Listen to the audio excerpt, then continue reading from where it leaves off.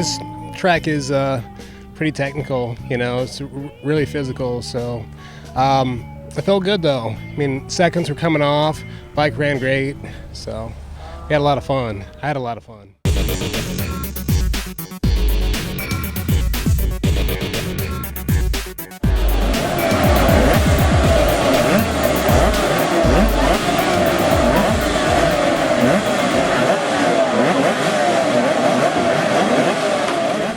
Get into this crazy sport? Did somebody convince you to go to the track one day, or did you just wake up and say, hey, I'll go do that? Actually, I think I got tired of paying attorney cost and court visits and that kind of stuff. Plus, street tires are pretty expensive. That, and after you outrun the helicopter downtown enough times, you kind of get bored of it. You know, so yeah. No, actually, this crazy guy over here, Scott Small, got me started. I was going to race the 600 class, but then again, you know, the cost of tires. I said, you know what? 125 tires. I'll go through maybe like a set or two, you know, every other like race weekend or so. And I said, I can handle that. I can afford it. Yeah, exactly. So I mean, yeah, that's the biggest part is the cost. And it's like, man, this is probably the best racing experience I can think of. I mean, because normally it came down to riding the clover leaves in like downtown Columbus, passing cars on the inside of exit ramps and stuff. I was like, that's not cool, man. But it was a lot of fun. I'm not gonna lie. But yeah, that stuff got scary, and I was like, you know, let's take it to the track. So.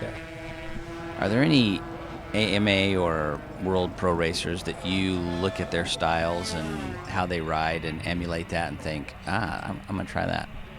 I do, actually. I joke about it, but Gary McCoy, you know, sliding the tires, it's just, I love it. It's like, that was pretty wild stuff. You know, it's like, you know, I do that on occasion when it gets hotter out, and it works. But more realistically, my all-time favorite has got to be Troy Bayliss. You know, World Superbike, man, that guy's just incredible. He's just a monster on it. So, qualified 6th yesterday, and this track's a lot of fun. It's got a bunch of elevation, and it's really fast and flowing, and it's awesome.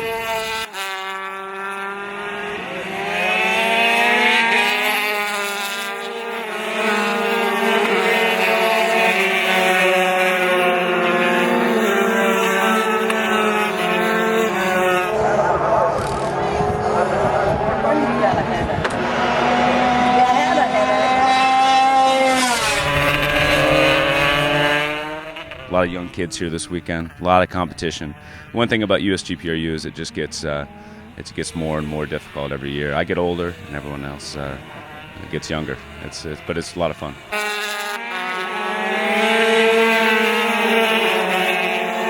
Who got you into this crazy sport? Did somebody drag you off to the racetrack, or how did this happen? Yeah, actually, I started racing motor scooters, road racing motor scooters years ago. I owned a shop where we tuned and restored old motor scooters.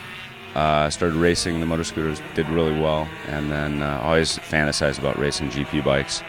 Actually, a friend of mine, Bill Durant from Athens, Ohio, I bought an old Honda RS 125, could barely keep the thing running. He was great help, and then from there on out, I met this great group, USGPRU, certainly ARMA, another organization where the GP bikes are a focus, and it's just a big family. Everyone's willing to go the extra mile to make sure that you get out on the track, and like I said, we're all on budgets for the most part, and having that kind of luxury is huge. Of the pro racers that are out there, are there any that you try to emulate style-wise or how they ride? Sure. Actually, one of my favorite racers has since retired. His name is John Kaczynski. John was a 250 World GP champion from the United States. I think he was from Arkansas, as well as he was a World Superbike racer and 500 GP racer as well. Pretty aggressive style. He's very meticulous. Everyone had a very strong opinion of John, either good or bad, but I think he was a pretty amazing racer, and I liked his, he used a lot of psychology in his races, whether it be good or bad as well. But his style I always liked, his very aggressive style, but at the same time, he was very meticulous and clean. Huge fan of Max Biaggi, past 500cc GP racer, and now a current world superbike racer. Big fan of him. And again, another notoriously, he's held in high or low regard. He's his own man, the Roman Empire.